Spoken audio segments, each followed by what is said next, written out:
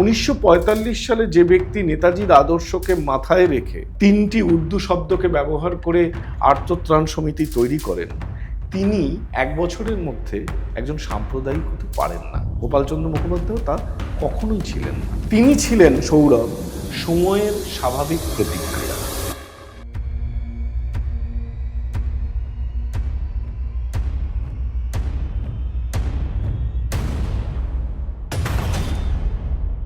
বদনচাঁদ রায় পরিবার যখন আক্রান্ত হচ্ছে, তখন কিন্তু তাকে তার দরজা আগলে দাঁড়ালেন পাশের বাড়ির মুসলিম, বলছেন যে আমাকে না মেরে কেউ আপনাদেরকে মারতে পারবে না। এটাও কিন্তু কলকাতার ইতিহাস।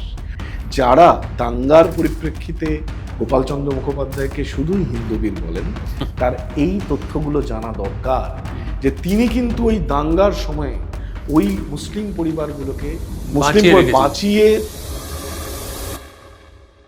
ডাইরেক্ট অ্যাকশন ডে যে ডাক দেওয়া হয়েছিল 16 অগস্ট, সেই দিন কিভাবে এই পুরো ঘটনা প্রবাহ শুরু হয়েছিল? এই ইতিহাসটা একটা ইতিহাস, নিঃসন্দেহে একটা ইতিহাস, কিন্তু এই ইতিহাসটাই বাংলার একমাত্র হিন্দু মুসলিম সম্পর্কের সমীকরণ।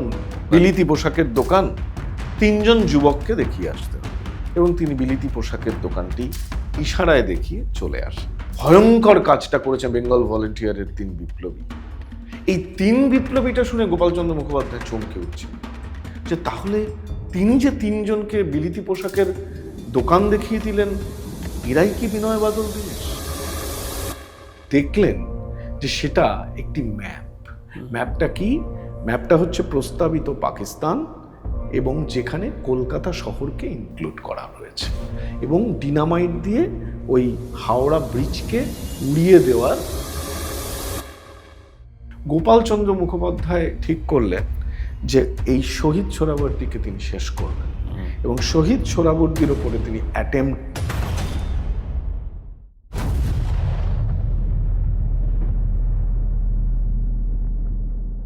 সৌরভ দা, ওয়েলকাম টু দ্য শো। অসংখ্য ধন্যবাদ। Thank you for coming. Direct action day যে ডাক দেওয়া হয়েছিল 16 অগস্ট, সেই দিন কিভাবে এই পুরো ঘটনা প্রবাহ শুরু হয়েছিল? দেখুন, ডাইরেক্ট অ্যাকশন ডে সামগ্রিকভাবে সারা দেশে পালিত হয়েছিল, কিন্তু রক্তাক্ত হয়েছিল কলকাতা। ডাইরেক্ট অ্যাকশন ডেকে কেন্দ্র করে যে একটা বড় ঘটনা কিছু ঘটতে চলেছে, এই অনুমান কলকাতা শহরের বাসিন্দাদের ছিল, এবং হিন্দু পাড়াগুলোতে এই সময়ের, মানে এই যে 46 যত এগোচ্ছে, আমরা দেখলাম ব্যায়ামাগারগুলোতে শিবাজির ছবি লাগানো হলো। এবং খুব মজার কথা যে এই সময়টা জুড়েই কিন্তু হিন্দু পাড়াগুলোতে প্রচুর পরিমাণে ইট ওই মন্দিরগুলোতে অস্ত্র জড়ো করা হচ্ছে, বাড়ির দা বটি সবগুলোকে শান দেওয়া হচ্ছে। অন্যদিকে মুসলিম মহল্লায় মহল্লায়, মসজিদে মসজিদে প্রচুর অস্ত্র মজুত হচ্ছে। শঙ্কর ঘোষ, বিখ্যাত সাংবাদিক, তার যে বিভিন্ন লেখা, সেখানে তিনি যখন রাতে ডিউটি সেরে ফিরছেন, তিনি দেখছেন যে লরি করে সেখানে কিন্তু প্রচুর পরিমাণের মানুষজন, মানে সশস্ত্র মানুষ মজুত করা হচ্ছে মসজিদে। এই রকম একটা পরিবেশ।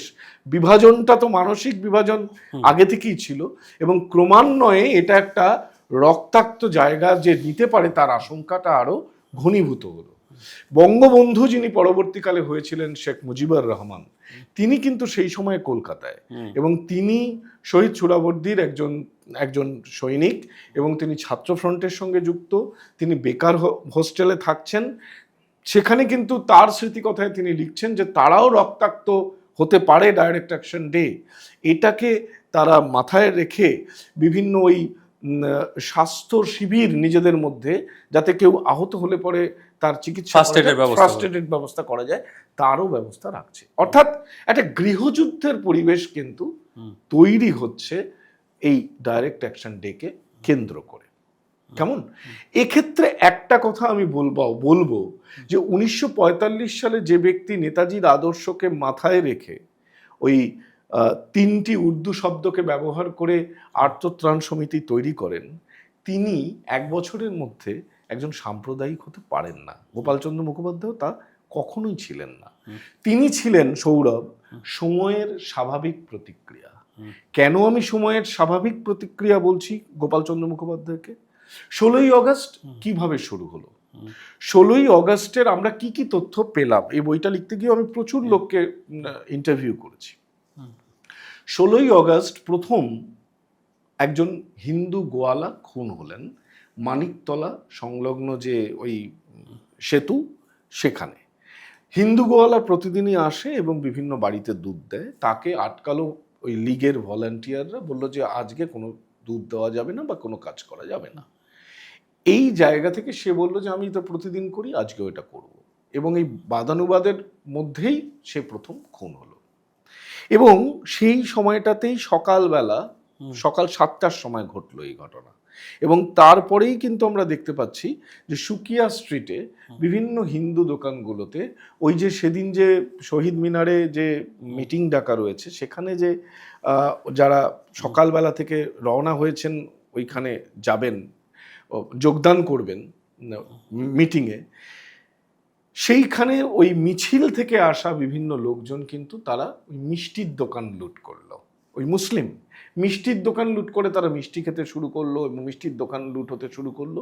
একই ঘটনা যখন আবার বাগবাজারে ঘটতে গেল, সেখানে হিন্দুরা মুসলিমদেরকে রুখে দিল, আটকে দিল, তাদেরকে তাড়িয়ে দিল। এবং এই যখন পরিবেশ পরিস্থিতিটা চলছে, ঠিক এই পরিবেশ পরিস্থিতিতেই আমরা দেখছি কলুটলায় কি হচ্ছে। কলুটলায় যে অভিজাত হিন্দু পরিবারগুলোকে কেউ বা কারা মার্ক করে গেছে আগের রাতে। এটা খুব গুরুত্বপূর্ণ, এটা খুব গুরুত্বপূর্ণ। কেন মার্ক করে যেতে হবে সৌরভ? আপনি যদি আপনার পাশের বাড়িকে আক্রমণ করেন, তাহলে তো মার্ক করে যাওয়ার প্রয়োজন নেই। আপনি তো আপনার পাশের বাড়িকে চেনেন, যে ওই বাড়ি হিন্দু বাড়ি না মুসলিম বাড়ি, আপনি তো চেনেন। তাহলে কাদের জন্য মার্ক করে যাওয়া হলো? ওই ডিরেক্ট অ্যাকশন ডের দিনে যে দেখা গেল যে একটা লীগের অনুপ্রেরণায় একটা বহিরাগত সশস্ত্র বাহিনী এবং কালো পোশাক পরা, কালো ফেট্টি দেওয়া, তারা বেছে বেছে হিন্দু বাড়িগুলোকে আক্রমণ করলো। অর্থাৎ আমি বারংবার যে একটা কথা বলি, যে ডিরেক্ট অ্যাকশন ডে এবং নিশ্চিতভাবে সেখানে তদানীন্তন যে মুসলিম লীগ যে সরকার, সেই সরকারের অবশ্যই ব্যর্থতা। সেদিন বহিরাগত দুষ্কৃতীরা এসে ওই হিন্দু বাড়িগুলো আক্রমণ করতে শুরু করলেন। এবং এই যখন হিন্দু বাড়ি আক্রমণ হচ্ছে, হ্যাঁ, বদনচাঁদ রায় পরিবার যখন আক্রান্ত হচ্ছে, তখন কিন্তু তার দরজা আগলে দাঁড়ালেন পাশের বাড়ির মুসলিম কাদির সাহেব, এবং তিনি বললেন, বিশিষ্ট অভিজাত ব্যবসায়ী বললেন, এটা আমার ভাইয়ের বাড়ি। বলল যারা দাঙ্গা করতে এসছে তারা বললো যে আপনার যদি ভাইয়ের বাড়ি হয় তাহলে দরজা জানলা খোলা নেই কেন? তখন তিনি পেছনের দরজা দিয়ে গিয়ে ওই বদনচাঁদ রায় পরিবারের লোকেরা তখন তটস্থ, প্রায় 100-150 লোক বাড়ির পরিবারের মধ্যে, এবং কেউ কেউ আবার অস্ত্র নিয়ে দাঁড়িয়ে আছে যে যদি দরজা ভেঙে দাঙ্গাবাজরা ঢোকে তাহলে তারা অস্ত্র চালাবেন। এবং সেই সময় তিনি তাদেরকে নিরস্ত করছেন, বলছেন যে আমাকে না মেরে কেউ আপনাদেরকে মারতে পারবে না। এটাও কিন্তু কলকাতার ইতিহাস। কলকাতায় যখন সেই সময় বাইরের লুঠেরা বাহিনী যখন হিন্দুদের বাড়ি আক্রমণ করছে, ওই পাড়ারই মুসলমানরা কিন্তু বুক আগলে তাদেরকে রক্ষা করেছে। এবার আসি গোপালচন্দ্র মুখোপাধ্যায়, তথাকথিত হিন্দু বীরের আখ্যায়। এই গোপালচন্দ্র মুখোপাধ্যায় দাঙ্গার দিন ভোরবেলা চলে যাচ্ছেন তার দোকানে, এবং তিনি দোকান খুলে বসেছেন, এবং তিনি লক্ষ্য করছেন যে দোকানের সামনে লীগের বিভিন্ন মিছিল চলছে, সেখানে আল্লাহ আকবার, লড়কে লেঙ্গে পাকিস্তান, এই ধরনের নানা স্লোগান চলছে। তিনি সেই সময় মনে করলেন যে সামান্য দূরেই তার মলঙ্গা লেনের বাড়িতে তিনি একবার একটু পরিবেশটা বুঝবার জন্য তিনি গেলেন, এবং তিনি যখন গেলেন সেখানে দেখা গেল যে বেশ কিছু মুসলিম দাঙ্গাবাজ, তাদের মুখোমুখি তিনি হলেন, এবং তিনি সেখানে প্রতিহতও করলেন। এবং তিনি তখন থেকে কিন্তু সকালবেলা থেকেই কিন্তু সশস্ত্র অবস্থায় রয়েছেন, অর্থাৎ তার কোমরে কিন্তু একদম দুখানা আগ্নেয়াস্ত্র সাঁটানো। তারপরে তো গোটা কলকাতা শহর জুড়ে অগ্নিকাণ্ড, আগুন লাগানো ব্যাপকভাবে হতে লাগলো। এবং এটা হলো 16 তারিখ। 17 তারিখ আমরা দেখতে পাচ্ছি যে গোপালচন্দ্র মুখোপাধ্যায়কে একটা বিশেষ ভূমিকায় গোপালচন্দ্র মুখোপাধ্যায় তখন প্রতিহত করছেন, এবং তার যে ভারত জাতীয় বাহিনী, যে ভারত জাতীয় বাহিনীকে তিনি তৈরি করেছিলেন ব্রিটিশের বিরুদ্ধে লড়াই করবার জন্য, সেই ভারত জাতীয় বাহিনীর লোকেদের তিনি একটি মিটিংও ডেকেছেন, মানে 16ই অগস্টের আগেই, এবং তারাই বলেন যে হ্যাঁ, এরকম এই যে একটা নতুন একটা পরিস্থিতি তৈরি হয়েছে, এই পরিস্থিতিকে রোখা দরকার, কারণ এই কমন ডেঞ্জারকে রোখা দরকার। তখন ভারত জাতীয় বাহিনীরই এই যে ভানু বোস সহ অন্যান্য যে মানুষজন, তারা এটা নিয়েই বলছেন যে হ্যাঁ ঠিক আছে, আমরাই কাজ করব। অর্থাৎ দেখুন যে ভারত জাতীয় বাহিনী অস্ত্র সংগ্রহ করেছিল ব্রিটিশের বিরুদ্ধে গর্জে উঠবেন বলে, সেই ভারত জাতীয় বাহিনী ঘটনাচক্রে হিন্দু মহল্লা রক্ষা করবার জন্য হিন্দুদের বাহিনী হিসেবে কাজ করতে শুরু করলো, এবং তাদের অস্ত্রে দাঙ্গার রক্ত এসে লাগলো। এটা কিন্তু তাদের পলিটিক্যাল ইন্টেনশন ছিল না। কোনো মুসলিমকে মারা বা কোনো এই দাঙ্গার পরিপ্রেক্ষিতে কোনো মুসলিম হত্যা করাটা কিন্তু ভারত জাতীয় বাহিনীর মোটেই লক্ষ্য ছিল না। ভারত জাতীয় বাহিনী তৈরি হয়েছিল ব্রিটিশকে তাড়াবার জন্য, কিন্তু তার নাম হয়ে গেল, আপনি যে কোনো উইকিপিডিয়া বলুন, যা পড়ুন, সব জায়গায় দেখবেন যে মুসলিমদের মারবার জন্য বাহিনী তৈরি করেছিলেন গোপাল পাঠান। এটা ঠিক নয়, মুসলিমকে মারার জন্য বাহিনী তৈরি করেনি। সেই সময় রাজনৈতিকভাবে যে দাঙ্গাবাজ, তাদেরকে রুখবার জন্য তার যে বাহিনী 42 সালে ভারত ছাড়ো আন্দোলনে তৈরি হয়েছিল, সেই বাহিনীটাই সেই সময় কিন্তু প্রতিরোধ বা রেসিস্ট্যান্স বাহিনী হিসেবে কাজ করেছিল। এবং যখন এই খবরটা বিভিন্ন হিন্দু মহল্লায় ছড়িয়ে পড়ছে যে বউবাজারে গোপালচন্দ্র মুখোপাধ্যায় ওখানে একটা প্রতিরোধ গড়ে তুলছে, সেই সময় বিভিন্ন জায়গা থেকে, ওড়িয়াপল্লী থেকে, বিহারি মুটে মজদুর যারা, তারা সবাই মলঙ্গা লেনের উদ্দেশ্যে আসছেন আশ্রয় নেওয়ার জন্য। তখন গোপালচন্দ্র মুখোপাধ্যায় কি করছেন? গোপালচন্দ্র মুখোপাধ্যায় ছেলেদের ডেকে বলছেন, আমাদের পাড়ার যত মুসলিম আছে চলো আমরা গিয়ে বউবাজার থানায় তাদেরকে দিয়ে আসি। কারণ এই যে একটা হিন্দু মুসলিম আইডেন্টিটি পলিটিক্স চলছে, হাঙ্গামা চলছে, বাইরে থেকে যারা আসবে তারা এসে যদি আমার পাড়ার মুসলমানদের দেখে, তারা কিন্তু ছেড়ে কথা বলবে না, এখানে একটা রক্তারক্তি ঘটনা ঘটবে। যারা দাঙ্গার পরিপ্রেক্ষিতে গোপালচন্দ্র মুখোপাধ্যায়কে শুধুই হিন্দুবীর বলেন, তার এই তথ্যগুলো জানা দরকার যে তিনি কিন্তু ওই দাঙ্গার সময়ে ওই মুসলিম পরিবারগুলোকে বাঁচিয়ে তারা কিন্তু বউবাজার থানায় দিয়ে এসেছিল। রফিক বলে একজন রিক্সাওয়ালা, ফুটপাতে থাকেন, আজও বেঁচে আছেন, 87-88 বছর বয়স, ওই টানা রিক্সার উপরই বসে থাকেন। তিনি কাঁপছে। রফিককে তখন গোপালচন্দ্র মুখোপাধ্যায় বলছে যে তুই কাঁপছিস কেন? সারা কলকাতা জ্বলে খাক হয়ে গেছে, সারা কলকাতা লাশের পাহাড়। এবং তিনি রফিককে বলছেন যে তুই এভাবে, কি ব্যাপার? গোপালচন্দ্র মুখোপাধ্যায় জানে যে ছেলেটি মুসলিম, তোর কোনো ভয় নেই, আমি বাঁচিয়ে রাখবো, তুই আমার বাড়িতে থাকবি। তো রফিক কিন্তু গোপালচন্দ্র মুখোপাধ্যায়ের বাড়িতেই আশ্রয় নিল, ওই নিরাশ্রয় ফুটপাতবাসী মুসলিম যুবক, যিনি আজ ওই বৃদ্ধ বয়সে, তার কাছে কিন্তু গোপালচন্দ্র মুখোপাধ্যায়ই হচ্ছে জীবন দান করা একজন চরিত্র। পরবর্তীকালে গোপালচন্দ্র মুখোপাধ্যায় ওই দাঙ্গার ওই রকম সময়ে দাঁড়িয়েই রফিককে বিহারের উদ্দেশ্যে পাটনা পাঠিয়ে দেয়, এবং তিনি বলেন যে আবার যখন কলকাতা একটুখানি থিতু হবে তুই ফিরে আসবি। এরকম একটা সময় ভারত জাতীয় বাহিনী একদিকে যেমন নতুনভাবে সংগঠিত হলো, এবং তারা বুঝতে পারলো যে এই মুসলিম শাসনে একটা ডিরেক্ট অ্যাকশন ডেকে কেন্দ্র করে একটা বড় ঘটনা ঘটতে চলেছে। সেই সময় তারা ঠিক করলেন যে তাদের যে অস্ত্র তারা ধারণ করেছিলেন ব্রিটিশের বিরুদ্ধে, তারা এই উদ্ভূত পরিস্থিতিতে তারা তাদের মহল্লা রক্ষা করবেন।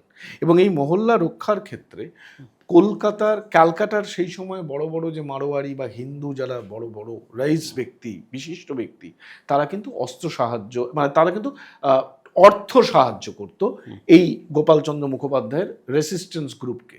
এবং শুধু গোপালচন্দ্র মুখোপাধ্যায় না, এই গোপালচন্দ্র মুখোপাধ্যায় কি হলো যে সেই সময়ে কিন্তু গোপালচন্দ্র মুখোপাধ্যায় সবাইকে মিটিং ডাকলেন এবং সবাইকে অস্ত্র দিলেন, দিয়ে বললেন যে মহল্লা রক্ষা করবার জন্য। তার কারণ এখানে একটা নীল নকশা তৈরি হয়েছে রাজনীতির, দাম দিতে হচ্ছে আজকে এই যে হিন্দু মুসলিম ভ্রাতৃঘাতী দাঙ্গা, তার পরিপ্রেক্ষিতে তিনি সবাইকে অস্ত্র দিলেন এবং এই অস্ত্রগুলো নিয়ে কিন্তু অসংখ্য রেসিস্ট্যান্স গ্রুপ গড়ে উঠলো। শুধু রেসিস্ট্যান্স গ্রুপ একা গোপালচন্দ্র মুখোপাধ্যায় গড়ে তোলেননি, আরো বহু লোক গড়ে তুলেছিলেন।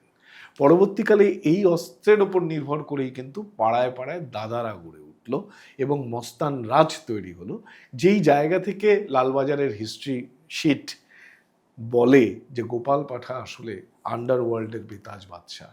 এই মহেন্দ্রক্ষণ যেখানে ওই বিপ্লবী গোপালচন্দ্র মুখোপাধ্যায় গোপাল পাঠা হয়ে উঠছেন তার পাঠার মাংসের দোকানের পরিপ্রেক্ষিতে, এবার কি হলো দেখুন, দাঙ্গা রুখবার জন্য একেবারে সংগঠিতভাবে কিন্তু গোপালচন্দ্র মুখোপাধ্যায় তারা কিন্তু কাজ করতে শুরু করলেন। বউবাজারের বিভিন্ন বাড়িতে ওই আলোর প্যানেল তৈরি হলো, হলুদ আলো, লাল আলো, সবুজ আলো। হলুদ আলো মানে স্থিতাবস্থা, কোনো সমস্যা নেই। লাল আলো মানে বাইরে থেকে আক্রমণ করছে। এবং একই সঙ্গে সবুজ আলো মানে হিন্দু বাহিনী আক্রমণ করবে মুসলিম মহল্লা, এইরকম একটা জায়গা। দেখুন সেই সময়ে বাঙালিরা তো একটু সংস্কৃতি চর্চা, এটাই তো মানে নরম সংস্কৃতি চর্চা, এবং তারা চাকরি বাকরি এইসব নিয়েই ব্যস্ত। তা বোধহয় এই রেসিস্টেন্সটা মানে 16, 17, 18 তারিখ থেকে যে হিন্দুদের রেসিস্টেন্সটা এইভাবে মারাত্মক আকার ধারণ করবে, এটা মুসলিম লীগের এটা অনুমান ছিল না। এবং 18 তারিখ থেকে কিন্তু ব্যাপকভাবে গোপালচন্দ্র মুখোপাধ্যায়দের নেতৃত্বে, গোপাল পাঠার নেতৃত্বে এই যে বিভিন্ন বাহিনী, সেখানে ওড়িয়া মজদুর, সেখানে বিহারি মজদুর, তারা ছিলেন হিন্দুদের গ্রুপ হিসেবে, এবং তারা ওই যে কলুটলার মিনা পেশোয়ারি, বোম্বাইয়াদের মতো যে এইসব যে মুসলিম যে মস্তান বলুন, তাদেরকে প্রতিরোধ করলেন, এবং ভাড়াটে বাহিনী যে যারা দাঙ্গা করতে এসেছিলেন তাদেরকে প্রতিরোধ করলেন। এবং এই প্রতিরোধে যেটা হলো, সব থেকে বেশি দাম দিতে হলো হচ্ছে গরিব মুসলমানকে। সেই সময় কলকাতা শহরে প্রায় 40% মুসলমান। কলকাতার মেয়র ইসমাইল তিনি মুসলমান। যখন হিন্দু বাহিনী তাদেরকে আক্রমণ করলেন, এবং এমন আক্রমণ করলেন যে এই মুসলিমরা যে কলকাতা ছেড়ে চলে গেলেন, আর কিন্তু তারা ফিরে এলেন না। অন্যদিকে হিন্দুরাও দুদিন ধরে মার খেয়েছেন এবং ব্যাপকভাবে অগ্নিসংযোগ হয়েছে, অত্যাচার হয়েছে, সেটাও হয়েছে। কিন্তু একটা কথা আমরা বারে বারে বলবো সৌরভ, যে দাঙ্গাটা অবশ্যই রাজনৈতিক উদ্দেশ্য নিয়েই তৈরি হয়, আর রাজনৈতিক উদ্দেশ্যকে রূপ দেওয়ার জন্য দাঙ্গার সব থেকে বেশি দাম দিতে হয় গরিব মানুষকে, এবং দাঙ্গা তখনই সম্ভব হয় যখন রাষ্ট্র ব্যবস্থা ফেল করে। সোহরাবর্দী সেদিন লালবাজারে বসেছিলেন, এবং লালবাজারে বসে উনি নাকি কন্ট্রোল করার চেষ্টা করছিলেন, এবং তিনি বেতারে বলছিলেন যে সমস্ত সিচুয়েশন আন্ডার কন্ট্রোল, কিন্তু কোথাও সিচুয়েশন কন্ট্রোলে ছিল না, এবং 4 দিন ধরে কলকাতা শহর জ্বলতে থাকে। এই ইতিহাসটা একটা ইতিহাস, নিঃসন্দেহে একটা ইতিহাস, কিন্তু এই ইতিহাসটাই বাংলার একমাত্র হিন্দু মুসলিম সম্পর্কের সমীকরণ নয়। এর পাশাপাশি যুগ যুগ ধরে কিন্তু হিন্দু মুসলিম সমন্বয়বাদী সংস্কৃতিও কিন্তু আমরা ব্যাপকভাবে দেখেছি। হরেন ঘোষ হত্যাকাণ্ড ব্যাপারটা কি? হরেন ঘোষ হত্যাকাণ্ড খুব গুরুত্বপূর্ণ। এই যখন দাঙ্গা চলছে, তখন গোপালচন্দ্র মুখোপাধ্যায়, ভানু বোস, তারা একটা কথা কিন্তু বারংবার বলতে চাইছেন, মানে ভাবতে চাইছেন যে কি হলো এমন। কলকাতা শহরে নিশ্চয়ই বিভাজন ছিল, নিশ্চয়ই একটা সম্পর্কের টানাপোড়েন ছিল, কিন্তু এই রকম একটা হয়ে গেল কলকাতা শহর, এইভাবে মানে হানাহানি, এইভাবে শকুন মানুষের লাশ ছিঁড়ে খাচ্ছে, সেটা মুসলিমের লাশ কিংবা সেটা হিন্দুর লাশ। এইটা তার মাথায় কিন্তু ঘুরছিল যে কেন কলকাতা শহরে এই ঘটনা হলো। এই উত্তরটা পাওয়ার জন্য গোপালচন্দ্র মুখোপাধ্যায়কে আরো বেশ কিছুদিন অপেক্ষা করতে হয়েছিল।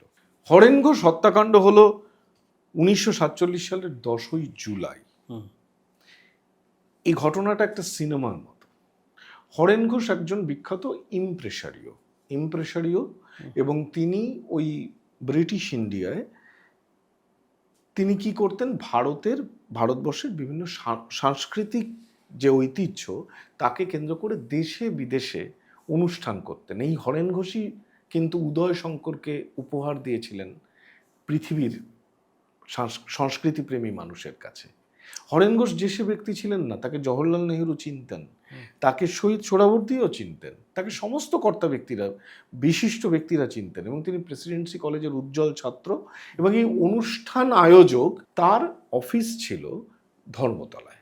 তার অফিস যে বিল্ডিংয়ে ছিল ধর্মতলায়, সেইখানে একজন বাইজিরও একটা কোঠা ছিল, যে বাইজির কাছে বিভিন্ন মুসলিম লীগের তাবড় কর্তারা আসতেন। একদিন রাত্রিবেলা, তখন 46-এর দাঙ্গা হয়ে গেছে, 46-এর দাঙ্গার পরেও কিন্তু বিভিন্ন জায়গায় গুপ্ত হত্যা এগুলো কিন্তু চলছে, কলকাতা শহর পুরোটা শান্ত হয়নি।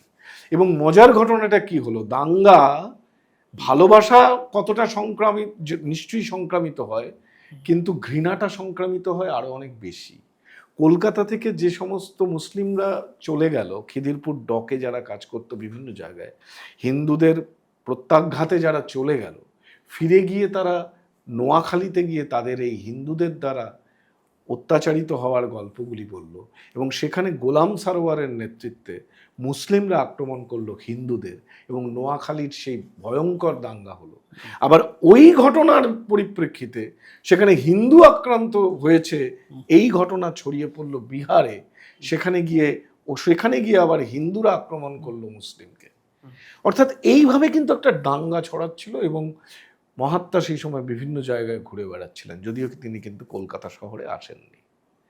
এই ইনফরমেশনটা পরবর্তীকালে আমরা যখন গোপালবাবু নিয়ে কথা বলবো, তখন এই ইনফরমেশনটা আমাদের কাজে লাগবে। সেই সময় দাঙ্গার সময় কিন্তু গান্ধীজি আসেন, গান্ধীজি তো এলেন অনেক পরে। সেটা এলেন তিনি 1947 সালের 12ই অগস্ট। আর 1947 সালের 10ই জুলাই হরেন ঘোষ মারা গেলেন। আমরা ফিরে আসি হরেন ঘোষ হত্যাকাণ্ডে। হরেন ঘোষের অফিসের পাশে একটি বাইজির কোঠা ছিল, সেখানে মুসলিম লীগের বিভিন্ন কর্তা ব্যক্তিরা আসতেন। একদিন অনেক রাত হয়ে গেছে, সেই বাইজি এসে কড়া নাড়লেন হরেন ঘোষের অফিসে। হরেন ঘোষ দরজা খুলে দিয়ে দেখেন যে বাইজি দাঁড়িয়ে আছেন। বললেন যে হ্যাঁ বলুন, কি ব্যাপার? তা তিনি বললেন যে শুনুন না, এই যে এই কাগজটা, একটা দলা মোড়ানো কাগজ তুলে দিলেন হরেন ঘোষের হাতে। বললো আমার কাছে অনেকে এসেছিলেন, তারা বিভিন্ন বিষয়ে এই কাগজটা তারা ফেলে গেছেন, এটা কি খুব গুরুত্বপূর্ণ কাগজ? সে কাগজটা খুললেন হরেন ঘোষ, মনে মনে ব্যাপক চমকে উঠলেন, কিন্তু মুখে সেটা প্রকাশ করলেন না। তিনি বাইজিকে বললেন না না, এটা এমন কিছু ব্যাপার না, আমি আমার ওয়েস্ট পেপার বিনে ফেলে দিচ্ছি, বলে তিনি আবর্জনা রাখার তার যে কাগজপত্র রাখার যে ওয়েস্ট পেপার বিন, সেখানে ফেলে দিলেন। বাইজি চলে গেল, তিনি দরজাটা বন্ধ করে দিলেন। বন্ধ করে দিয়ে তিনি আবার কাগজটা খুললেন এবং দেখলেন যে সেটা একটি ম্যাপ। ম্যাপটা কি? ম্যাপটা হচ্ছে প্রস্তাবিত পাকিস্তান, এবং যেখানে কলকাতা শহরকে ইনক্লুড করা হয়েছে, এবং ডিনামাইট দিয়ে ওই হাওড়া ব্রিজকে উড়িয়ে দেওয়ার একটা পরিকল্পনার কথা, প্ল্যানের কথাও রয়েছে। তিনি এক মুহূর্ত সময় নষ্ট করলেন না, তিনি সরাসরি জওহরলাল নেহরুর সঙ্গে যোগাযোগ করলেন, এবং তিনি বললেন যে এখানে কিন্তু একটা 46-এর দাঙ্গার মতো এরকম দাঙ্গা হয়ে গেছে, তারপরেও এই সামনে যখন দেশ ভাগ হবে, দেশের মানচিত্র কেমন হবে এই নিয়ে আলোচনা চলছে, সেই সময় কিন্তু হাওড়া ব্রিজ উড়িয়ে দেওয়ার এবং কলকাতা শহরকে পাকিস্তানের অন্তর্ভুক্ত করে একটা ম্যাপ এরকম ঘুরছে, এই বিষয়ে তিনি জওহরলাল নেহরুকে ফোন করে জানান, মানে জওহরলাল নেহরুর অফিসে জানান। এখন কলকাতা শহর পাকিস্তানের অন্তর্ভুক্ত হবে এই আশঙ্কা হিন্দুদের মনেও ছিল, 46-এর সময়ও ছিল। নিজেদের এই ধর্ম রক্ষার জায়গা থেকে তারাও কিন্তু এই রেসিস্ট্যান্স গ্রুপগুলোকে সেদিন সাহায্য করেছিল, যাতে কলকাতা পাকিস্তানের অন্তর্ভুক্ত না হয়। কিন্তু আবারও দেখা গেল, হরেন ঘোষ দেখছেন 1947 সালের জুলাই মাসে যে ওই ম্যাপটি ঘুরছে, যেখানে ওই প্রস্তাবিত পাকিস্তানে কলকাতাটাকে ইনক্লুড করা হয়েছে। জওহরলাল নেহরুকে জানানোর পাশাপাশি এই তথ্যটি তিনি একমাত্র জানিয়েছিলেন গোপালচন্দ্র মুখোপাধ্যায়কে মলঙ্গা লেনে, এবং গোপালচন্দ্র মুখোপাধ্যায়ের ওই মলঙ্গা লেনের পাশেই, হ্যাঁ, মদন বড়াল লেন, আমি যদি ভুল না বলি, ওইখানেই ছিল এই হরেন ঘোষের বাড়ি। হরেন ঘোষের কাছে এই ম্যাপটি দেখে এবং ম্যাপের কথা জানতে পেরে গোপালচন্দ্র মুখোপাধ্যায় অনুধাবন করলেন যে তার মনে যে দীর্ঘদিন ধরে একটা প্রশ্ন ছিল যে কলকাতা শহরে এরকম 4 দিন এই রকম ভাতৃঘাতী দাঙ্গা কেন হলো, তার উত্তর তিনি পেলেন যে আসল রাজনৈতিক উদ্দেশ্যটা হচ্ছে কলকাতাকে প্রস্তাবিত পাকিস্তানের অন্তর্ভুক্ত করা। এগুলো ভীষণ উঁচু মাথার খেলা, এটা কোনো সাধারণ মানুষের বিষয় না। এবং এই ঘটনার পর তিনি হরেন ঘোষকে বললেন যে আপনি কয়েকদিন অফিস যাবেন না। তো হরেন ঘোষ বললেন, আমি সংস্কৃতি প্রেমী একজন মানুষ, আমি এই ধরনের কাজ করি, আমি তো কোনো রাজনীতির লোক না, আমার কে ইয়ে হবে। তখন গোপালচন্দ্র মুখোপাধ্যায় তাকে বলেন যে এগুলো কিন্তু তার বিবিসির ইন্টারভিউতেই আছে। গোপালচন্দ্র মুখোপাধ্যায় বলেন যে তখন তিনি গোপাল পাঠা হয়ে উঠেছেন এই দাঙ্গার ওই সময়। তিনি বলেন যে ওরা মানে যারা এই কাজটি করতে চায় তাদের কাছে কিন্তু এই সংবাদ চেপে থাকবে না এবং সংবাদ চলে যাবে যে কার মাধ্যমে এবং কোথা থেকে এই খবরটা গেছে, আপনি অফিস যাবেন না। কিন্তু হরেন ঘোষ খুব আত্মবিশ্বাসী ছিলেন যে তার ক্ষতি কেউ করবে না। ফাইনালি একদিন সকালবেলা তিনি বেরোন এবং সন্ধ্যেবেলা ফিরে আসেন না। চারিদিকে খোঁজাখুঁজি এবং চারিদিকে যখন এই রব উঠে যায় যে কোথায় গেলেন, তখন দেখা যায় যে রাত্রিবেলা আজকের যে পার্ক স্ট্রিট ওই বিভিন্ন জায়গায় তার কাটা দেহ বাক্সবন্দি হয়ে কলকাতা শহরের 2-1টি জায়গায় ওই তার দেহাবশেষ পড়েছিল, টুকরো টুকরো করে কাটা। এই ঘটনার পর রাত্রিবেলা যখন তাকে এই ঘটনার পরিপ্রেক্ষিতে একটা বাঙালিদের মধ্যে কিন্তু বুদ্ধিজীবীদের মধ্যে কিন্তু নতুন করে আতঙ্ক সঞ্চার হয় যে হরেন ঘোষকে এইভাবে হত্যা করা হলো। এবং তখনও এই যে মিনা পেশোয়ারি, বোম্বাইয়া যারা মুসলিম লীগের হয়ে কাজ করছেন, এরা অ্যাকচুয়ালি এই যে আফগান মাস্তানরা তারা শুরু করেছিলেন ওই সুদের ব্যবসা দিয়ে, সুদের ব্যবসা এবং বাড়ি ভাড়াটে তুলে দেওয়া করতে করতে তারা দেখলেন তাদের এই বলটাকে রাজনৈতিকভাবে ব্যবহার হতে শুরু করলো এবং তারাও সশস্ত্র বাহিনী হিসেবে রাজনৈতিকভাবে ব্যবহার হতে হতে ওই কলুটলার মস্তান হিসেবে তারা মানে পরিচিতি লাভ করতে শুরু করলো। হরেন ঘোষ হত্যাকাণ্ডের পরিপ্রেক্ষিতে ব্যাপক আতঙ্কের সঞ্চার হলো কলকাতার যে বাঙালি ভদ্রবিত্ত পল্লীতে, যে তাহলে 46-এর দাঙ্গা থেমে গেলেও এখনো পর্যন্ত কিন্তু তার রেশ থেকে গেল। এবং এই ঘটনাটা হলো 1947 সালের 10ই জুলাই। ঠিক এই সময়ে দাঁড়িয়ে আমরা বেলেঘাটায় কি দেখছি? বেলেঘাটাতে দেখছি প্রতিদিন রক্তস্নাত হচ্ছে। বেলেঘাটায় আপনি যখন ওই বেলেঘাটা থেকে শিয়ালদার দিকে যাবেন দেখবেন বাঁহাতে একটা সরকারি অফিস আছে, সেটা আসলে বিজয়নগর রাজবাড়ি। ওই বিজয়নগর রাজবাড়িতে সেনা ছাউনি পড়েছে।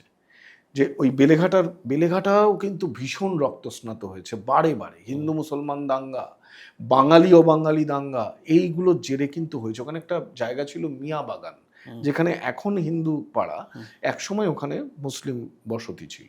তা ওখানে হয়েছে কি, ওই যে সেনা টহল যেটা 46-এর থেকে শুরু হয়েছিল, ওই 47-এও কিন্তু সেনা টহল চলছিল। তো ওখানে সেনাবাহিনী টহল দেয়, বিভিন্ন এলাকা মার্চ করে সন্ধ্যেবেলা একটা নির্দিষ্ট সময়ে তারা ফিরে আসে। একদিন ওই গুনে গুনে বিজয়নগরের ওই ছাউনিতে তারা ঢোকায় ওই সেনাদের। একদিন দেখে যে একজন সেনা কম। এই একজন সেনা কম দেখে গোটা সেনাবাহিনী তারা কিন্তু আবার ওই বেলেঘাটার পুরো চত্বরটাকে তারা ঘিরে ফেলে এবং একটি কম্পাসের সাহায্যে ওই দেহটাকে কিন্তু তারা ওই সেনাবাহিনীর ওই দেহটাকে কিন্তু তারা আবিষ্কার করে। ওটা একটা মুসলিম পল্লী ছিল, খাটের নিচে ওই ওই ওই ওই নিথর দেহ। এবং তারপরে সেনাবাহিনী ব্যাপকভাবে ওই মুসলিম পল্লীতে আক্রমণ চালায় তাদের সেনাবাহিনীর উপরে হাত দেওয়ার জন্য, মানে গায়ে হাত তোলার জন্য। এবং এই রকম একটা সময়ে যখন বেলেঘাটার ওই যে বেলেঘাটা মেইন রোড একেবারে গুড়ের বস্তা চাপানোর মতো করে লাশ চাপিয়ে রাখা হয়েছে এবং তা ট্রাকে করে নিয়ে যাওয়া হচ্ছে, এই রকম একটা পরিস্থিতি, এবং সেখানে পরিস্থিতি ঠান্ডা করবার জন্য শূন্যে গুলি ছোড়া হয়েছে। সেই গুলি আমরা দেখতে পাচ্ছি যে বিভিন্ন মানুষের স্মৃতিচারণায় যে 5 ঝুড়ি খোল আবিষ্কার হচ্ছে, মানে 5 ঝুড়ি, এত পরিমাণে গুলি ছোড়া হচ্ছে। এইরকম একটা রক্তস্নাত সময়ে বেলেঘাটায় পা রাখছেন গান্ধীজি, এবং সেটা 47 সালের 12ই অগাস্ট। সেই সময় এই গোপালচন্দ্র মুখোপাধ্যায়রা প্রশ্ন তুলছেন যে এতদিন আপনি কোথায় ছিলেন? 46 থেকে রক্তস্নাত কলকাতা, আপনি এখন কেন আসলেন? এবং গান্ধীজি এসেই তাকে কিন্তু প্রতিরোধের মুখে পড়তে হয়েছিল। প্রচুর যুবক ওই হায়দারি মঞ্জিলে ঢিল ছড়েছে। সব থেকে বড় কথা হচ্ছে যে গান্ধীজি আরো বেশি সমস্যা হয়ে গেল। গান্ধীজি হায়দারি মঞ্জিলে গিয়ে উঠেছেন। কেন আপনি হায়দারি মঞ্জিলে উঠেছেন? পাশে সোহরাওয়ার্দী বসে আছেন, প্রতিদিন যাচ্ছেন হায়দারি মঞ্জিলে। এরকম একটা পরিবেশ পরিস্থিতি যখন হচ্ছে, গোপালচন্দ্র মুখোপাধ্যায় ঠিক করলেন যে এই শহীদ সোহরাওয়ার্দীকে তিনি শেষ করবেন, এবং শহীদ সোহরাওয়ার্দীর ওপরে তিনি অ্যাটেম্প্ট নিলেন। দুর্ভাগ্য, গোপালচন্দ্র মুখোপাধ্যায় মানে ওই গোষ্ঠীর, এবং সৌভাগ্য শহীদ সোহরাওয়ার্দীর, ওই ঝড়ের রাতে, বৃষ্টির রাতে ওই জিপটা পিছলে গিয়ে পড়ে ট্রেন লাইনে, মানে ব্রিজের ওপর থেকে ট্রেন লাইনে গিয়ে পড়লো। গোপালচন্দ্র মুখোপাধ্যায় বেঁচে গেলেন, শহীদ সোহরাওয়ার্দীর ওপর আক্রমণও হলো না, কিন্তু তার গ্রুপের 3টি ছেলে মারা গেল। এই গোটা ডিটেলগুলো কিন্তু আমার বইয়ে আমি দিয়েছি। শহীদ সোহরাওয়ার্দীর ওপর তো এমনিতেই অনেক অভিযোগ ছিল গোপালচন্দ্র মুখোপাধ্যায়দের। আরো অভিযোগ যে গান্ধীর পাশে তিনি বসে রয়েছেন এবং গান্ধী হায়দারি মঞ্জিলে রয়েছেন। সে সময় বোধহয় তাকে প্রোটেকশন দিচ্ছেন যুগলচরণ ঘোষ। যুগলচরণ ঘোষ কিন্তু একদম প্রফেশনালি প্রোটেকশন দিতেন, প্রফেশনালি প্রোটেকশনও দিতেন, প্রফেশনালি তিনি আবার হত্যাও করতেন। এই দুটোই তিনি করতেন। তিনি একজন হিন্দু মস্তান হিসেবে বেলেঘাটায় কিন্তু তিনি, তার নাম ছিল। গোপালচন্দ্র মুখোপাধ্যায় তার নাম শুনেছিলেন, গোপাল পাঠা তার নাম শুনেছিলেন, তিনিও গোপাল পাঠার নাম শুনেছিলেন, এটুকুই আর কি। তাই এরকম একটা রক্তস্নাত বেলেঘাটায় এই গান্ধীজি যখন এলেন, গান্ধীজির সঙ্গে দেখা করতে বিশিষ্টজনেরাও যেতে শুরু করলেন, এবং গোপালচন্দ্র মুখোপাধ্যায়ের ওপর একটা চাপ তৈরি হলো যে অস্ত্র ফিরিয়ে দিতে হবে।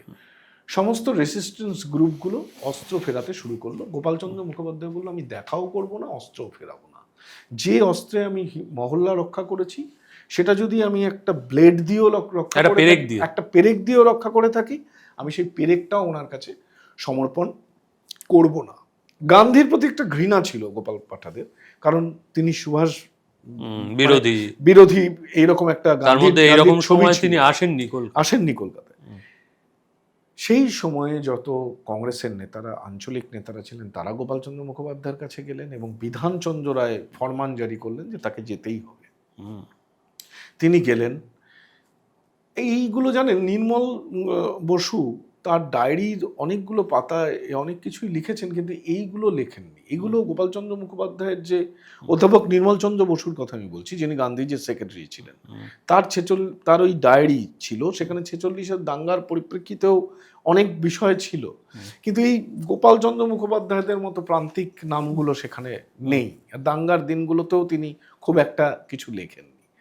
মজার কথাটা হচ্ছে, গোপালচন্দ্র মুখোপাধ্যায় যান এবং গিয়ে এই কথাটা বলে চলে আসেন, কিন্তু তার গ্রুপের তরফে জারবাতি এবং জগা বোস, মানে জগবন্ধু বোস, ভানু বোসের দাদা, তারা কিন্তু একটা লড়ঝড়ে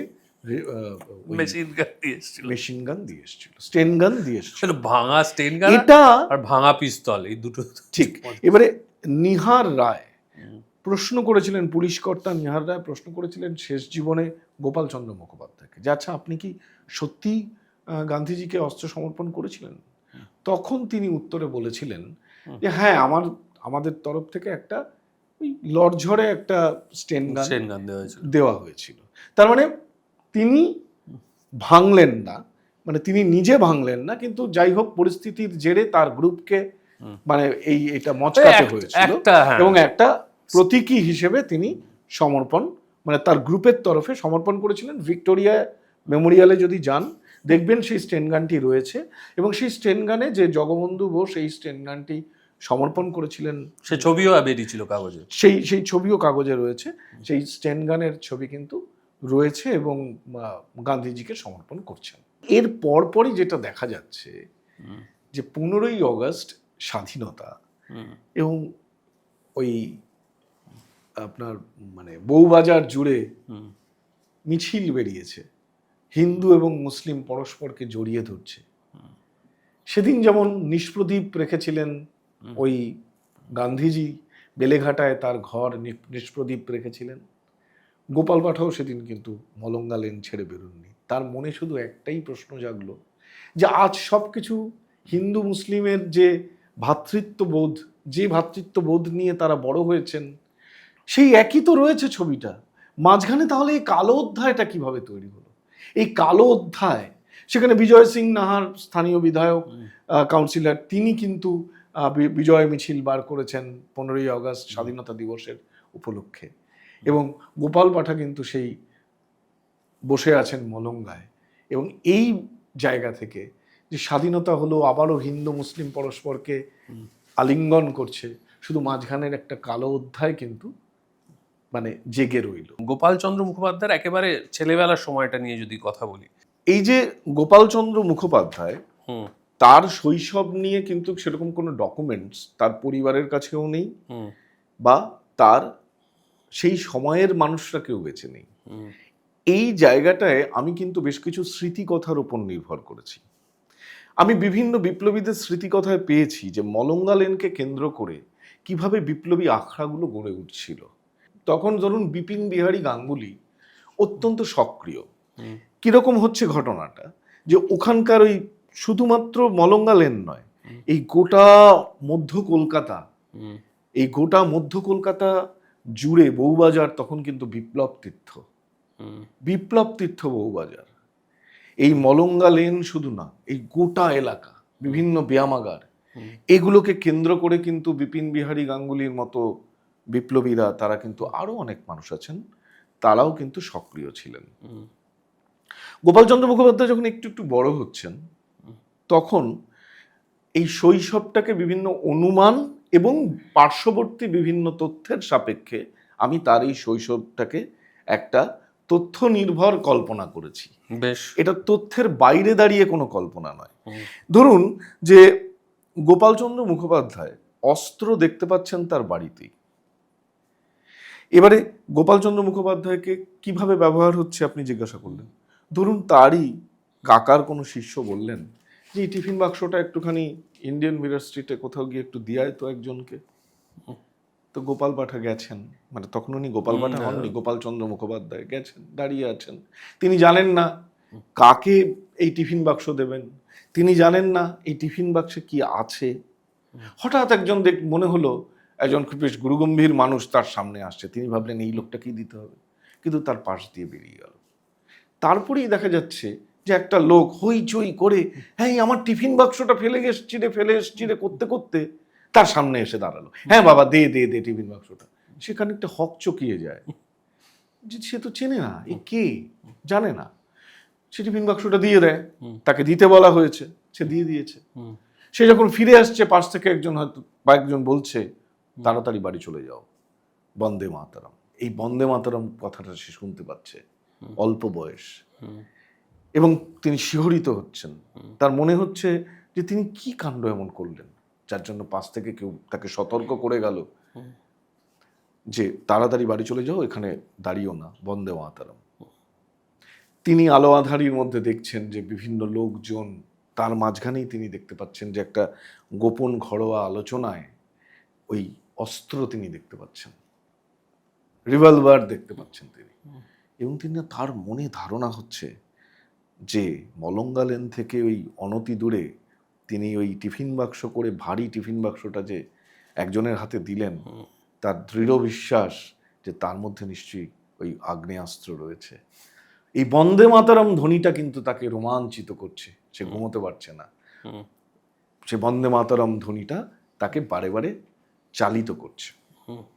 এইরকম একটা জায়গায় চলতে চলতে তার পারিবারিক যে ওরাল হিস্ট্রি, তার পরিবার যেটা জানিয়েছে, যে একদিন তাকে আবারও এরকম বলা হলো যে পার্শ্ববর্তী একটা মানে শুটের দোকান, হ্যাঁ, বিলিতি পোশাকের দোকান। বিলিতি পোশাকের দোকান, 3জন যুবককে দেখিয়ে আসতে হবে, এই নির্দেশ এসেছে। তিনি জানেন না যে এই যুবক কারা, এই যুবকরা কেন এসেছেন। কারণ এই যে ব্যায়ামাগারের পেছনে যে আলোচনা সভা, সেখানে তিনি যান, সেখানে যা নির্দেশ দেওয়া হয় তিনি পালন করেন, কোনো প্রশ্ন করার কিছু নেই এক্ষেত্রে। তো উনি খানিকটা গিয়ে দেখতে পাচ্ছেন যে হ্যাঁ 3জন যুবক দাঁড়িয়ে আছেন, এবং তিনি আগে আগে যান এবং আর চোখে দেখেন ওই 3 যুবক তাকে অনুসরণ করছে, এবং তিনি বিলিতি পোশাকের দোকানটি ইশারায় দেখিয়ে চলে আসেন। এরপরেই কিছুদিন পরে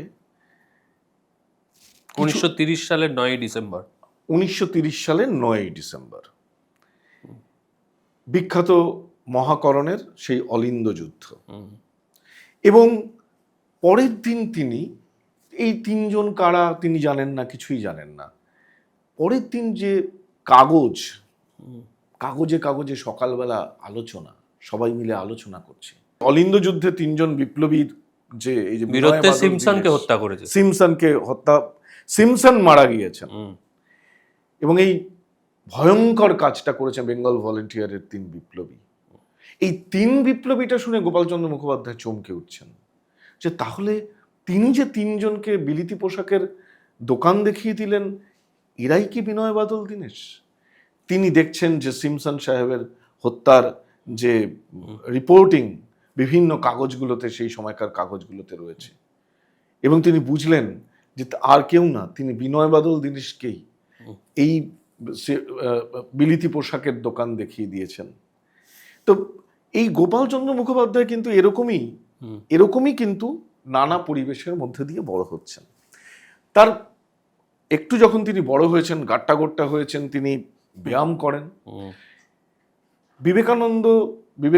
স্বামী বিবেকানন্দের ভাই মহেন্দ্রনাথ দত্ত তাকে খুব পছন্দ করতেন। পছন্দ করার মূল কারণ তিনি অনুকূলচন্দ্র মুখোপাধ্যায়ের ভ্রাতুষ্পুত্র, এবং একদিন তাকে বলেন যে তোমাকে একটা কাজ করতে হবে। কি কাজ করতে হবে? তোমাকে তিনি লেখাপড়া খুব একটা করেন না, অল্প কিছু পড়াশোনা করে তিনি ছেড়ে দিয়েছেন। তিনি পাশেই ওই যে জেলেপাড়ার সং বেরোয়, তখন যে মেলা হয়, তখন মাটির পুতুল গড়ে বিক্রি করেন, পান বিক্রি করেন, এবং সেই সময় যে লরি চালানো শিখছেন, তিনি লরি চালিয়ে পানাগড়ে যাচ্ছেন, এবং পানাগড় থেকে যে ওই সামরিক সময়কার যে ব্রিটিশ সৈন্যরা যে অকশন করছে, সেই অকশনে অন্যান্য অনেক কিছু কিনছেন, বিভিন্ন জিনিস কিনছেন। অর্থাৎ আমরা কি দেখতে পাচ্ছি? আমরা দেখতে পাচ্ছি যে মুখোপাধ্যায় পদবীধারী একজন মানুষ, কিন্তু তিনি অর্থনৈতিকভাবে প্রান্তিক হয়ে পড়ছেন।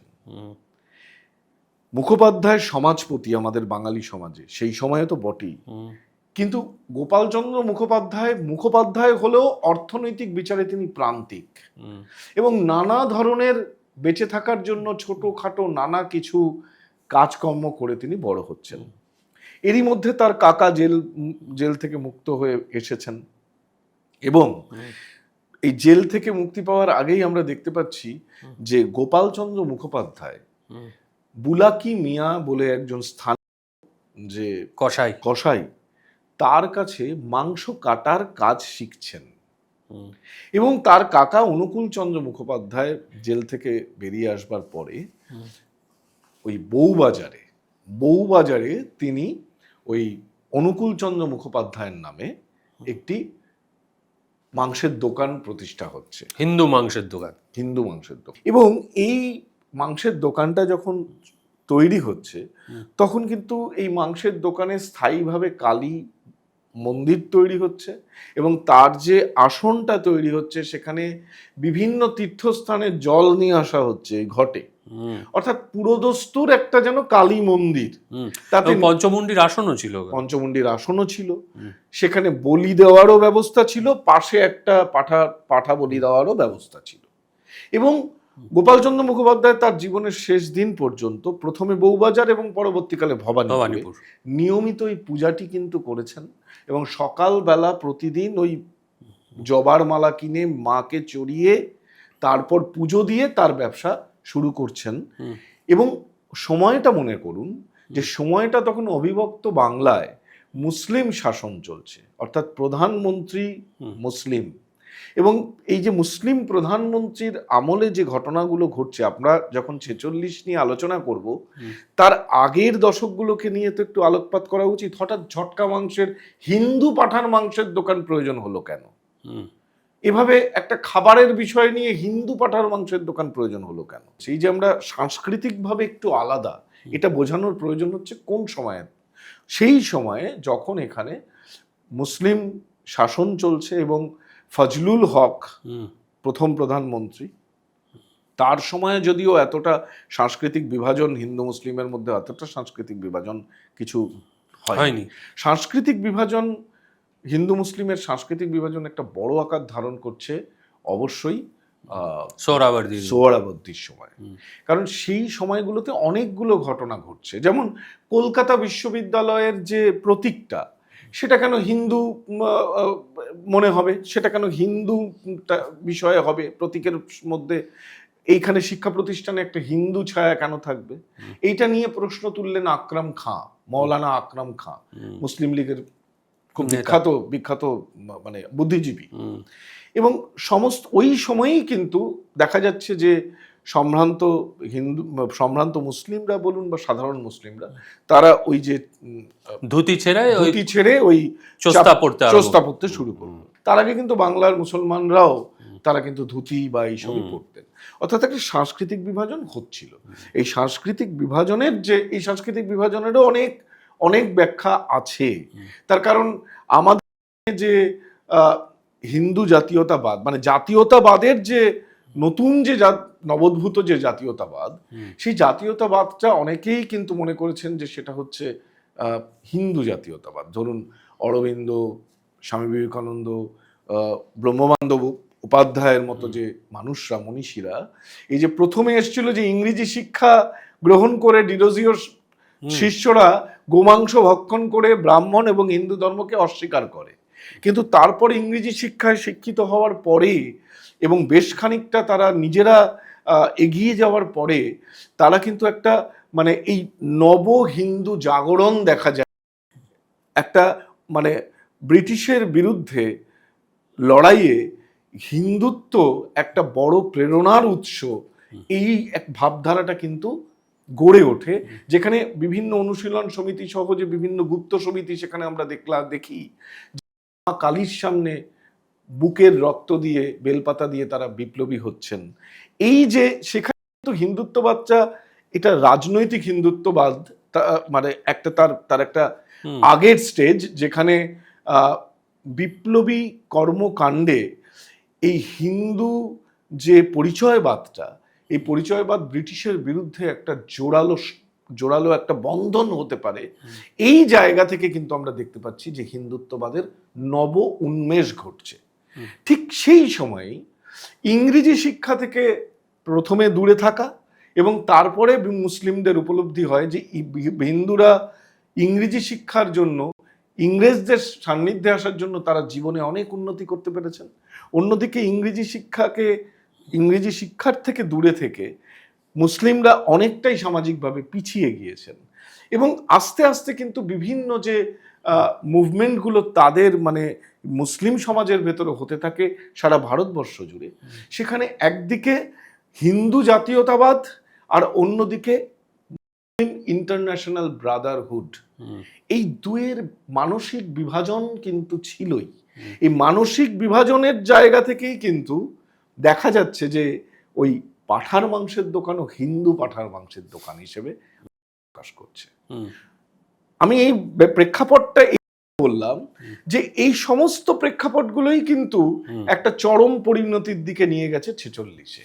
এবং সেই সময়ে দাঁড়িয়ে প্রথমে বুলাকি মিয়ার কাছে শিখছেন গোপালচন্দ্র মুখোপাধ্যায়, এবং গোপালচন্দ্র মুখোপাধ্যায় তার এই মাংসের ব্যবসার জায়গা থেকে বহু মুসলিম ব্যবসায়ীদের সঙ্গে কিন্তু তার সখ্য রয়েছে, এবং ব্যক্তিগতভাবে তার পাড়াতেও প্রচুর পরিমাণে মুসলিম রয়েছে, তাদের সঙ্গে তার কিন্তু কোনো সমস্যা ছিল না বা সমস্যা থাকার কোনো বিষয় নয়। আরও একটা কথা বলবার, এই সমসাময়িক সময়ে যে সাভারকার কলকাতায় আসছেন এবং শ্যামাপ্রসাদ মুখোপাধ্যায় হিন্দু মহাসভায় যোগদান করছেন, এবং এখানে যে হিন্দু মহাসভায় যোগদান করছেন তার আগে এখানে বিভিন্ন হিন্দু জমিদাররা এখানে হিন্দু সংগঠনগুলোকে সংগঠিত করছেন, এবং রাজনীতিগতভাবে কিন্তু গোপালচন্দ্র মুখোপাধ্যায় এই ব্লকটার সাথে কোনোভাবেই যুক্ত নয়। এই ব্লকটার সাথে কিন্তু তার কোনো তিনি যুক্ত ছিলেন না, তিনি কোনোভাবেই যুক্ত ছিলেন না। এবং দাঙ্গার সময়ও যখন ওই মুহুর্মুহু সময়ে শ্যামাপ্রসাদ মুখোপাধ্যায় একজন বিধায়ক হিসেবে সাভারকারের সঙ্গে তার মতাদর্শগত যথেষ্ট বিভাজন রয়েছে, তিনি ব্যক্তিগতভাবে বিভিন্ন ক্লাবগুলোকে সাহায্য করছেন, সরঞ্জাম দিয়ে বিভিন্ন কিছু করছেন। শ্যামাপ্রসাদ মুখোপাধ্যায়ের সঙ্গে তার সরাসরি যোগাযোগ ছিল এমন কথা কিন্তু তার পরিবার বলে না। এবং একটি ছবি নিয়ে একটা বিতর্ক তৈরি হয়, সেখানে দাবি করা হয় যে শ্যামাপ্রসাদ মুখোপাধ্যায়ের পাশে দাঁড়িয়ে থাকা দাড়িওয়ালা ব্যক্তিটি গোপালচন্দ্র মুখোপাধ্যায়, তার পরিবার কিন্তু এটা নস্যাৎ করেছে। তারা তাদের স্মৃতিতে কোনোভাবে, মানে তার দাদুর মুখ থেকে এই শ্যামাপ্রসাদ মুখোপাধ্যায় সংক্রান্ত কোনো ব্যাপারে কিন্তু তারা শোনেননি, বরং তারা যেটা শুনেছেন এবং জেনেছেন অবশ্যই বিধানচন্দ্র রায়ের লোক হিসেবেই গোপালচন্দ্র মুখোপাধ্যায়ের পরিচিতি ছিল, এবং সেইটাই ছিল তার মুখ্য বিষয়। এর মধ্যে মধ্যেই গোপালচন্দ্র মুখোপাধ্যায় বড় হয়েছেন এবং অনুকূলচন্দ্র মুখোপাধ্যায় তাকে এবং অনন্ত সিংকে খুব সম্ভবত জানিয়ে দিয়েছিলেন যে কোন কোন জায়গা থেকে অস্ত্র সংগ্রহ করতে হয়। লন্টু মহারাজ তাকে, শোনা যায় যে তাকে অস্ত্রের প্রশিক্ষণ দিয়েছেন। মোটামুটি এই সশস্ত্র বিপ্লবীদের অস্ত্র পৌঁছে দেওয়া বা অস্ত্র কিভাবে পাওয়া যায় জানা, এগুলো সমস্ত তারা জানতেন। এবার তখন বাংলার পরিস্থিতি আস্তে আস্তে অগ্নিগর্ভ হয়ে উঠছে এবং ডাইরেক্ট অ্যাকশন ডের দিকে আমরা আস্তে আস্তে এগিয়ে যাচ্ছি। তার আগের কতগুলো পর্যায় আছে। তার আগের কতগুলো পর্যায় হচ্ছে 42-এ যে ভারত ছাড়ো আন্দোলন, সেই ভারত ছাড়ো আন্দোলনে সমস্ত নেতারা গ্রেফতার হয়ে গেছেন, এবং সেই সময় বেতার বার্তায় সুভাষ বোসের কণ্ঠস্বর ভেসে উঠছে। বিভিন্ন জায়গা থেকে তিনি বলছেন, এবং সেই সুভাষচন্দ্র বোসের বেতার বার্তাগুলোকে কাগজে লিখে নিয়ে, হ্যাঁ, সেগুলোকে কিন্তু ছাপিয়ে বিলি করছেন বিজয় সিং নাহার এবং তার মতো বিপ্লবীরা। গোপালচন্দ্র মুখোপাধ্যায়ের হাতেও সেটা পৌঁছচ্ছে। 42-এর ভারত ছাড়ো আন্দোলনটাকে না জানলে কিন্তু আমরা গোপালচন্দ্র মুখোপাধ্যায়কেও বুঝতে পারবো না। 42-এর ভারত ছাড়ো আন্দোলনে এই প্রথম ভারত জাতীয় বাহিনী তৈরি করা হলো, ভারত জাতীয় বাহিনী। এবং এই ভারত জাতীয় বাহিনী তৈরি করার পেছনে এমনটা মনে করা যেতেই পারে যে গোপালচন্দ্র মুখোপাধ্যায়রা হয়তো তারা এই স্বপ্নই দেখেছিলেন যে সুভাষ বোস যেদিন ভারতের মাটিতে পা রাখবেন সেদিন তাদেরও এই ভারত জাতীয় বাহিনী, তারাও মিশে যাবে আজাদ হিন্দ ফৌজের সঙ্গে। এবং ভারত জাতীয় বাহিনী তৈরি হচ্ছে। সারা কলকাতায় কার্যত ব্রিটিশ আইনের বাইরে বেরিয়ে একেবারে মুক্তাঞ্চলে পরিণত হয়েছে। বিভিন্ন পোস্ট অ্যান্ড টেলিগ্রাফ যে পোস্টগুলো উপড়ে ফেলা হয়েছে, ট্রাম লাইন উপড়ে ফেলা হয়েছে। সুভাষ বোস তার রেডিও বার্তায় তিনি নির্দেশ দিচ্ছেন যে বিভিন্ন সরকারি জায়গায় যারা কাজ করেন তারা তাদের কাজের গতি শ্লথ করুন। বিভিন্ন জায়গায় কিন্তু বিপ্লবী কর্মকাণ্ড ছড়িয়ে পড়ছে 42-এর ভারত ছাড়ো আন্দোলনে। সেখানে সামিল হচ্ছেন গোপালচন্দ্র মুখোপাধ্যায়। তখন তিনি গোপাল পাঠা নন, বিপ্লবী গোপালচন্দ্র মুখোপাধ্যায়। এবং মজার কথাটা হচ্ছে যে এই সময়ে পার্ক স্ট্রিট লাগোয়া যে সাহেবপাড়া, সেই পার্ক স্ট্রিট লাগোয়া সাহেবপাড়া কিন্তু একেবারে নিষ্প্রদীপ হয়ে যাচ্ছে। সেখানে বোঝা যাচ্ছে যে তারা রীতিমতো কম্পমান ভয়ে এই বিপ্লবীদের আচরণে। এবং সাহেবপাড়ায় কিন্তু প্রথম ওই ছাপার অক্ষরে কেউ বা কারা রাতের অন্ধকারে লিখে যাচ্ছে যে কুইট ইন্ডিয়া। এই কুইট ইন্ডিয়া, এই বার্তাটা এইভাবে সাহেবপাড়ায় ঢুকে দেয়াল লিখন করে যাবে বিপ্লবীরা, এটা কিন্তু শুধু দেয়াল লিখন নয়, তারা বুঝতে পারছেন যে ভারত তাদের ছেড়ে দিতেই হবে। এবং নিষ্প্রদীপ হয়ে যাচ্ছে এই 42-এর ভারত ছাড়ো আন্দোলনের জেরে সম্পূর্ণ সাহেবপাড়া। যে বিপরীত চিত্রটা আমরা দেখব 46 সালের যখন দাঙ্গা হচ্ছে ভাতৃঘাতী দাঙ্গায় রক্তস্নাত হচ্ছে কলকাতা, সেই সময় ব্রিটিশ পাড়ায় কিন্তু গান বাজছিল এবং ব্রিটিশ পাড়া আলোয় আলোকিত ছিল। অর্থাৎ তারা বুঝতে পেরেছিলেন যে তারা ছেড়ে যাবেন ভারতবর্ষ, কিন্তু ভারতবর্ষকে চিরতরে এই হিন্দু মুসলমানে ভাগ করে দিয়ে তারা যেতে পারলেন। তার সার্থক প্রকাশ কিন্তু দেখা যাচ্ছে এই কলকাতার দাঙ্গায়। এবং তারপরেই 43 সালে সেই যে বলা হলো যে ম্যানমেড দুর্ভিক্ষ, এবং সেই দুর্ভিক্ষের জেরে মলঙ্গা লেনের পাশেও লাশের পাহাড়। এবং সেই সময় গোপাল পাঠা বুঝছেন যে এখানে অস্ত্র নিয়ে লড়াই নয়, এখানে মানুষের জন্য সেবামূলক কাজ করতে হবে। সেখান থেকে তৈরি হলো আর্তত্রাণ সমিতি। আর্তত্রাণ সমিতি, মানে সেখানে তো দুর্ভিক্ষের জন্য তারা কাজ করেছেন। আর্তত্রাণ সমিতিটা তৈরি হলো 45 সালে। তো এইবারে 43-এর দুর্ভিক্ষের সময় দুর্ভিক্ষের জন্য, ত্রাণের জন্য বিভিন্ন বড়লোক বাড়িগুলোতে, জমিদার বাড়িগুলোতে নরনারায়ণ সেবা শুরু হলো এই দুর্ভিক্ষের সময়। একদিকে আর্তত্রাণ সমিতি তৈরি হচ্ছে, অন্যদিকে যখন আজাদ হিন্দ ফৌজ ভারতবর্ষে ঢুকে পড়বে এই স্বপ্নে তারা বিভোর, সেই সময় দেখা যাচ্ছে যে আজাদ হিন্দ ফৌজ তার কাঙ্ক্ষিত ফলাফল করতে পারছে না, তারা একের পর এক যুদ্ধে হেরে যাচ্ছে।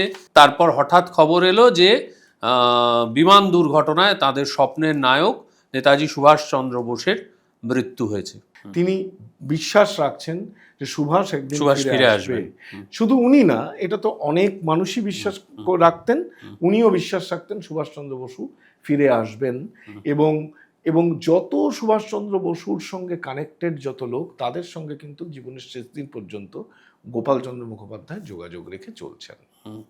খুব ইন্টারেস্টিং, যখন এই সশস্ত্র আন্দোলন থাকছে না, হ্যাঁ কিছুই থাকছে না, তখন নিজেদের অস্তিত্বটাকে কিভাবে ধরে রাখা হবে, এই ধরে রাখার জন্য আবার গোপালচন্দ্র মুখোপাধ্যায় কোনো রাজনৈতিক দলও করেন না। কংগ্রেসের তিনি একটা সাপোর্টার, কিন্তু কোনো দল করেন না। তখন কিন্তু তিনি ওই মলঙ্গা লেনে 1945 সালে জাতীয় আর্তত্রাণ সমিতি তৈরি করছেন। খুব গুরুত্বপূর্ণ, তাতে যে 3টে কথা লেখা রয়েছে, যে একতা, বিশ্বাস, বলিদান, ইত্তেহাদ, ইতমাদ, কুরবানি, যেটা আজাদ হিন্দ ফৌজের যে আদর্শ, খুব গুরুত্বপূর্ণ। দেখুন যে 1945 সালে একটা মানুষ একটা সংগঠন গড়ে তুলছেন, এই উর্দু 3টি শব্দকে ব্যবহার করছেন। বছর ঘুরতে না ঘুরতেই তার সামাজিক পরিচয় গড়ে উঠছে মুসলিম বিদ্বেষী এবং মানে হিন্দু বীর। আমি এই জায়গাটা থেকেই কিন্তু আমার বইটা শুরু করেছিলাম। আমার বইটা পাতা খুললেই আপনি দেখতে পাবেন আর্তত্রাণ সমিতির এই যে পোস্টার, ব্যানার, এবং সেখানে যে 3টে কথা, ইত্তেফাক, ইতমাদ, কুরবানি। 1 বছর আগে একজন মানুষ আজাদ হিন্দ ফৌজের এই আদর্শকে সামনে রেখে একটি সামাজিক সংগঠন করছেন, আর 1 বছরের মধ্যে একটা মানুষ সাম্প্রদায়িক হয়ে গেলেন। এটা কি হতে পারে? এই প্রশ্নটা কিন্তু আমার নিশ্চিতভাবে আমার মনে এসেছিল। এবং এইভাবেই কিন্তু ক্রমান্বয়ে 46-এর দিকে আমরা একটু একটু করে এগোচ্ছিলাম। এটা হচ্ছে আলোর গোপাল পাঁঠা। মজার ব্যাপার হচ্ছে অন্ধকারের গোপাল পাঁঠা এবং কলকাতার অন্ধকার জগৎ নিয়ে আমাদের একটা গোটা পর্ব রয়েছে। এই অংশের পরবর্তী অংশে কিভাবে ঘটলো এবং কিভাবে গড়ে উঠলো কলকাতার আন্ডারওয়ার্ল্ড, কিভাবে গোপাল পাঁঠা, ভানু বোস, রাম চ্যাটার্জি, সেখান থেকে শুরু করে কানা অজিতদের গল্প, সবটা যদি জানতে চান তাহলে অবশ্যই আমাদের সেই এপিসোডটা দেখতে হবে। আজকের এই আলোর গোপাল পাঁঠা বা গোপালচন্দ্র মুখোপাধ্যায়ের পর্বটি কেমন লাগলো অবশ্যই আমাদের জানান। একটু লাইক করুন, কমেন্ট করুন এবং সাবস্ক্রাইব করুন। যাদের পুরো বিষয়টা আরও ডিটেলে জানার ইচ্ছে হবে তারা সৌরভদার এই বইটা আলো আঁধারির গোপাল পাঁঠা এটা সংগ্রহ করতে পারেন। প্রচুর ইনফরমেশন আছে, ভীষণ ভালো গল্প আছে। একটা পডকাস্টের পর্বে তো সব গল্প বলা সম্ভব হয় না, তবে এই বইটা পড়লে অনেক কিছু জানতে পারবেন। আমি পড়েছি, আমার ভীষণ ভালো লেগেছে। আপনাদের সঙ্গে দেখা হচ্ছে আগামী পর্বে। ততক্ষণ পর্যন্ত খুব ভালো থাকুন, সুস্থ থাকুন।